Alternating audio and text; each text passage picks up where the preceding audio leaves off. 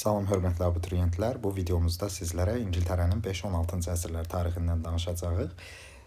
Birinci olaraq qeyd edək ki, 5-ci əsrdə xalqların böyük köçü prosesi davam eləyərkən Anglo-Saks tayfaları gələrək İngiltərəni işğal eləyirlər və Anglo-Saks tayfalarının İngiltərəni işğal etməsindən uzun bir müddət sonra 9-cu əsrdə Viking tayfaları İngiltərədə Anglo-Saks tayfaları ilə qaynayıb qarışırlar və ingilislər adlandırılırlar. 9-cu əsrin sonlarında isə demək İngiltərədə Anqılların adı ilə bağlı olaraq İngiltərə krallığı, vahid bir krallıq yaranmış olur.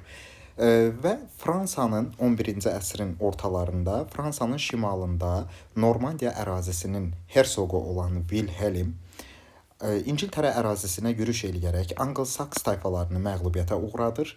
Norman kralı Wilhelm özünü İngiltərə kralı elan eləyir. Norman hersoqu Wilhelm özünü İngiltərə kralı elan eləyir və özünü Fatih adlandırır. Hastings döyüşünün nəticəsində İngiltərədə demək mərkəzləşmiş dövlətin yaradılmasının əsası qoyulur. Norman işğalının İngiltərə üçün iki cür nəticəsi var.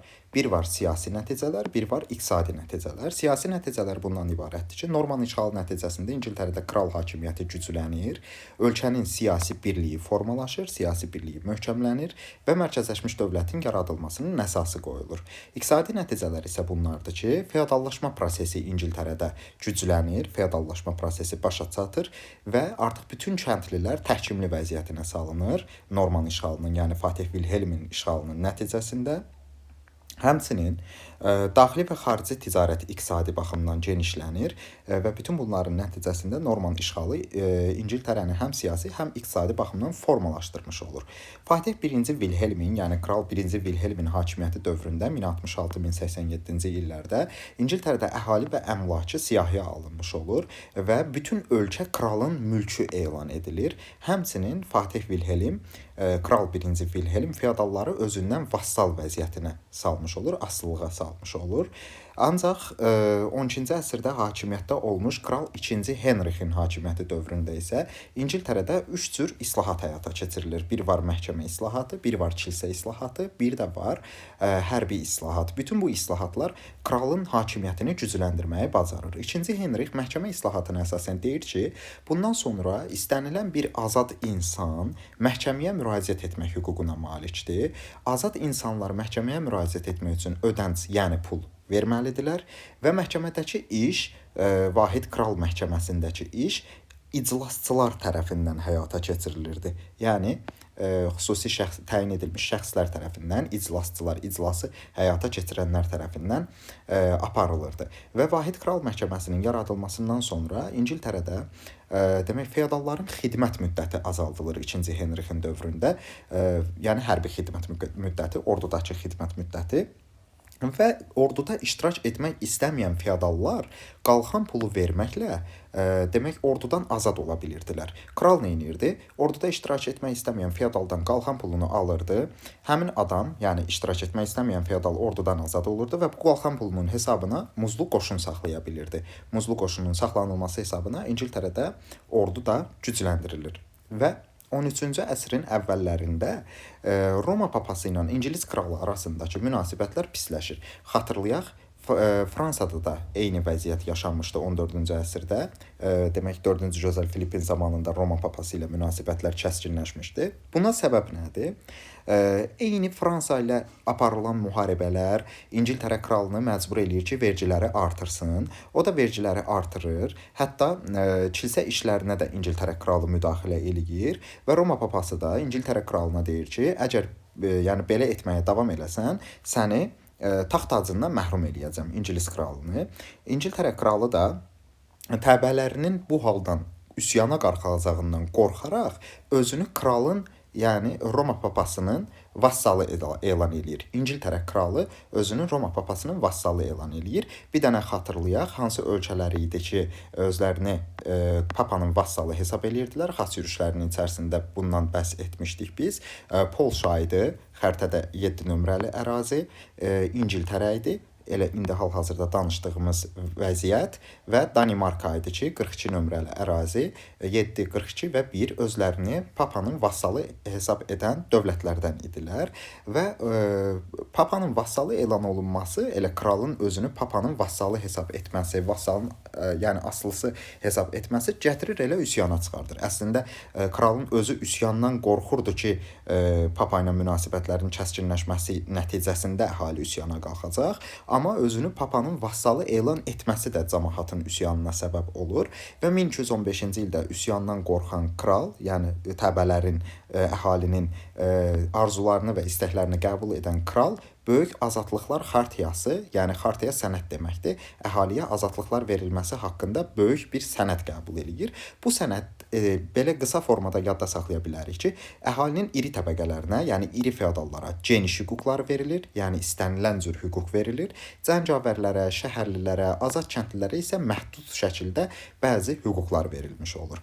Və bu Böyük Azadlıqlar Xartiyasının ən mühüm cəhəti onda idi ki, kral təbələrindən artıq vergi toplaya bilmirdi.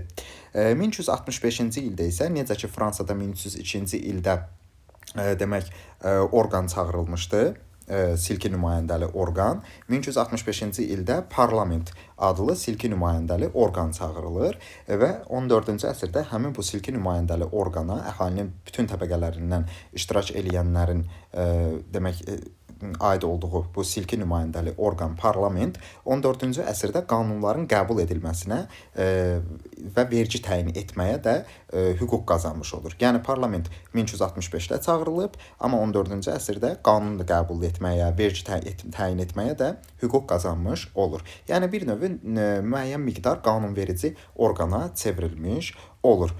Amansız qanunların qəbul edilməsi, həmçinin İngiltərənin Fransa ilə apardığı 100 illik müharibə dövründəki o əhalinin vəziyyətinin pisləşməsi necə ki Fransada Jaklar üsyanına səbəb olmuşdu. Eyni İngiltərədə də əhalinin vəziyyəti çox pis idi. Vergilərin artırılması, kəndlərə qarşı amansız qanunların verilməsi, feodalların zülmü, təhkimçilik vəziyyəti, yoxsulların vergilərin artırılmasından narazılığı gətirir, üsyana çıxardır. 100 illik müharibə dövründə İngiltərədə 1381-ci ildə o Tyler adlı şəxsin başçılığı altında üsyan qalxır. Bu üsyan demək Jaklar üsyanından fərqli olaraq tələblər irəli sürürdü. Bu tələblər nələr idi?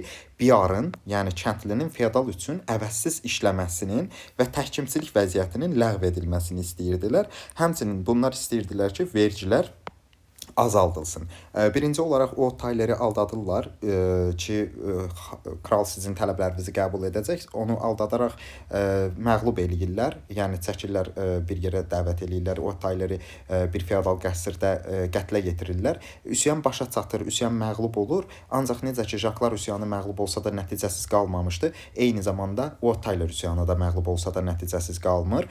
Amansız qanunları, yəni kəndlərə qarşı verilmiş amansız qanunları yumşaldırlar və təhkimçilikdən kəndliləri yavaş-yavaş azad etməyə başlayırlar. Ölkədə təhkimçilik Fatih 1-ci Vilhelmin dövründə başlamışdı. Təhkimçilik vəziyyətinə salınmışdı bütün kəndlilər. O Tyler üsyanı ilə isə təhkim edilmə prosesi sürətlənməyə başlayır. Yəni yavaş-yavaş kəndliləri təhkim etməkdən azad eləyirlər.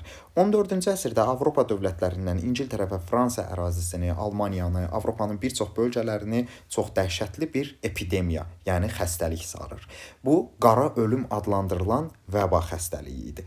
Vəba xəstəliyinin yayılmasına səbəb ticarət əlaqələridir. Necə? Bu xəstəliyi əslində siçanlar yayır. Siçanları da təbii ki kimlər ovluyurlar? Pişiklər. Pişiklərin nəticəsində, yəni ticarət əlaqələri nəticəsində gəmilərlə gələn pişiklər, yaxud da ərazilərdə, dövlətlərin ərazisindəki o həmin xəstəlik yayan demək heyvanlar olan siçanları ovlayan pişiklər də bu xəstəliyin yayılmasına səbəb olurlar. Ticarət əlaqələri bir növ ölkədən ölkəyə, yaxud da vəba tutmuş insanların ölkədən ölkəyə gəlməsi, ticarət etməsi bu xəstəliyin bir növ yayılmasına səbəb olur. Bunu əslində əhali adlandırır ki, bunu ya şeytan törədir, ya da Tanrının cəzası olaraq adlandırırlar ki, Tanrı güya insanları cəzalandırır. Ancaq əhali arasında belə bir fikir də vardır ki, güya yəhudilər su quyularını zəhərləyirlər yəni su quyruqlarını çirkləndirirlər. Vəba xəstəliyinin yayılmasının digər səbəbi də budur. Çoxlu insan tələfatına səbəb olubdur bu vəba epidemiyası. Qara siçovullar tərəfindən yayılırdı əslində bu xəstəlik. Çox ən dağıdıcı təbii fəlakət olubdur Avropanın orta əsrləri üçün. İngiltərədə demək 100 illik müharibə başa çatandan sonra al və ağ qızılgül müharibələri deyilən müharibə başlayır. Ağ və ağ qızılgül müharibələri adlandırılmasına səbəb isə iki sülalə bir-biri ilə mübarizə aparır. Hər bir sülalənin bayrağında, yəni gerbində al, yəni qırmızı rəngli gül və ağ qızılgül şəkli vardı. Bu müharibələrin gedişi 1455-ci ildən 85-ci ilə qədərki dövrü əhatə eləyir. Bu mübarizəyə sonradan qoşulmuş və qalib olaraq ayrılmış sülalə isə Tudorlar sülaləsi olur. Yəni Al qızılgül və Ağ qızılgül müharibələrinin nəticəsi İngiltərədə Tudorlar sülaləsinin hakimiyyət başına gəlməsidir. Tudorlar sülaləsi 1485-ci ildən 1603-cü ilə qədər dövrdə hakimiyyətdə olubdur. Tudorlar sülaləsinin ilk nümayəndəsi isə 1485-ci ildə taxta çıxmış 7-ci Henry Tudordur. 7-ci Henry Tudorun hakimiyyəti dövründə İngiltərədə mərkəzi hakimiyyət güclənir və 7-ci Henry Tudor mütləq monarxiyanın yaradılmasına başlanılır. Yəni 15-ci əsrdə mütləq monarxiyanın yaradılması prosesinə başlanılmış olur. 16-cı əsrin birinci yarısında isə İngiltərədə dini islahat keçirilir. Biz reformasiya haqqında ətraflı danışacağıq, amma qeyd edək ki, dini islahat kilsənin yeniləşdirilməsi nəticəsində kral artıq deyir ki, bizim İngiltərə ərazisindəki kilsə demək Roma papasına tabe deyil və biz özümüzə yeni bir müstəqil kilsə yaradırıq. Bunun da adı olur Anglikan kilsəsi. Anglikan kilsəsi İngiltərə kralına tabe idi 16-cı əsrin birinci yarısında, yəni papadan asılı deyildi. Tudorlar sülaləsinin sonuncu nümayəndəsi olan Kraliça 1-ci Yelizaveta isə 1558 və 1603-cü illərdə hakimiyyətdə olmuşdu.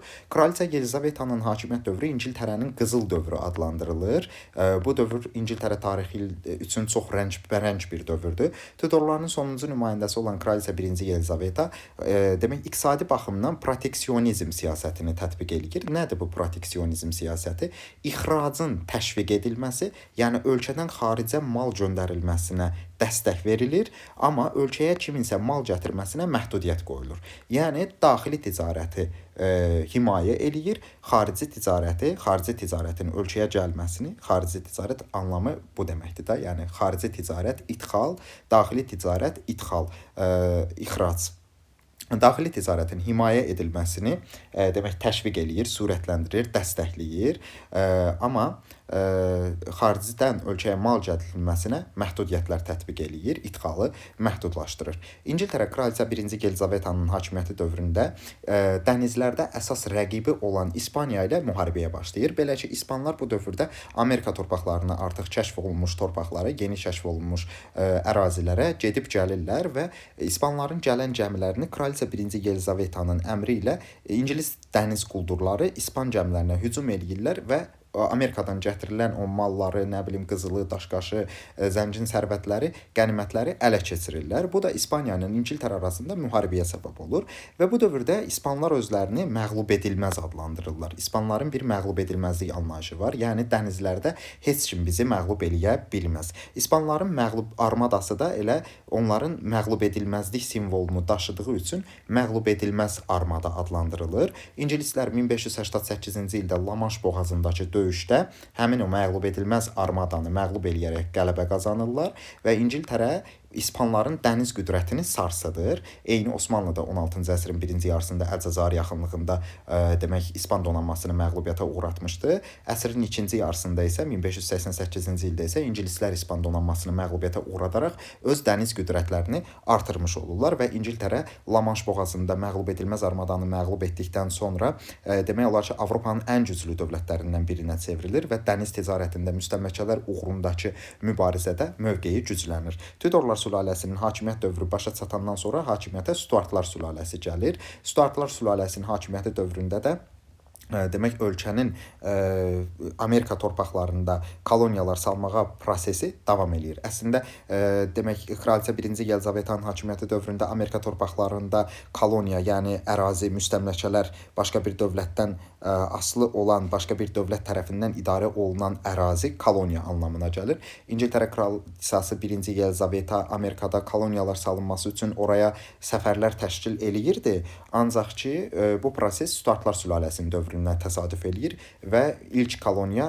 gələcəkdə keçəcək Amerikada İngilis koloniyası 1607-ci ildə salınmış olur və İngiltərədə 16-cı əsrdə kapitalist münasibətlər meydana gəlir. İlk dünyada kapitalizmin yarandığı ölkələrdən biri İngiltərədir. Nədir bu kapitalist münasibətlər? Yəni feodal sistemdə belə idi ki, feodal var idi və kəndli var idi. Feodalın övladı feodal, kəndlinin övladı kəndli olurdu. Yəni bu proses irsi idi və kəndli feodal ola bilməzdi, feodal kəndli ola bilməzdi. Bu feodal sistemin qaynağı idi. Kəndli hər zaman feodaldan asılıdır. Kəndli hər zaman feodal üçün müəyyən mükəlləfiyyət yerinə yetirməlidir. Amma kapitalist sistemdə hər şey kapitalın üstündə dayanır. Kapital, yəni investisiya, pul.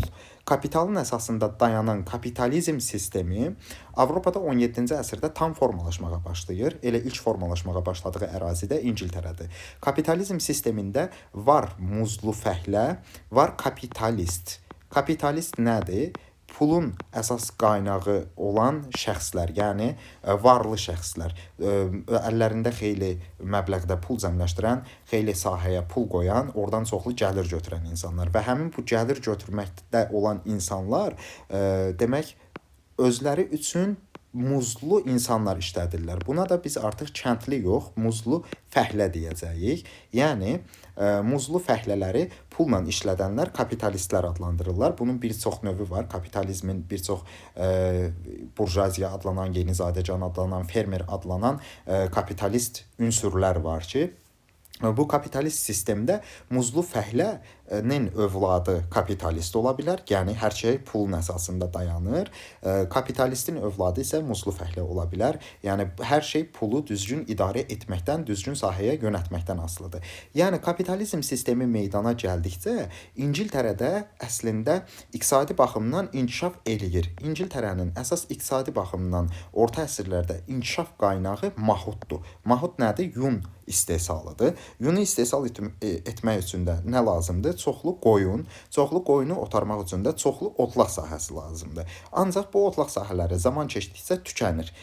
İngiltərədə qoyunları otarmaq üçün əsasən nə edirlər? Gedirlər həmin bu kapitalistlər, yaxud burjuaziya varlı təbəqələr kəndlərdə torpaqlardan həmin qoyunları otarmaq və daha çox mahud, yun əldə etmək üçün kəndliləri qovurlar, həmin torpaqlarda qoyunları başladılar otlatmağa. Yəni kəndlinin deyək ki, torpaq sahəsinin ətrafını çəpərləyirlər və deyirlər ki, bu torpaq oldu bizim və çəpərləmələr prosesi adlandırılır bu proses. Yəni kəndli qısacası torpaqdan qovulur. Niyə? Qoyunu orada otlatmaq üçün. Bu proses kəndlərin torpaqsızlaşmasına və şəhərlərdə dilənçilik etməsinə gətirib çıxardır. Çəpərləmə siyasətinin nəticəsində hətta İngiltərədə belə bir deyim yaranır ki, əhali arasında qoyunlar adamları yeyirlər. Çəpərləmələr prosesi kəndliləri torpaqsızlaşdırır, onları var-yoxdan çıxarır və müflisləşməyə, yəni kasıblaşmaya, onların dilənçilərə çevrilib şəhərlərə doğru axışmasına və işsizliyin artmasına gətirib çıxardır. Biz də xəritədə bugün danışdıq bir nömrəli dövlətimizdən, yəni İngiltərədən. Belə, bu dərsimiz haqqında bu qədər. Kanala abunə olub videoyu bəyənməyi unutmayın. Növbəti videolarda görüşənədək.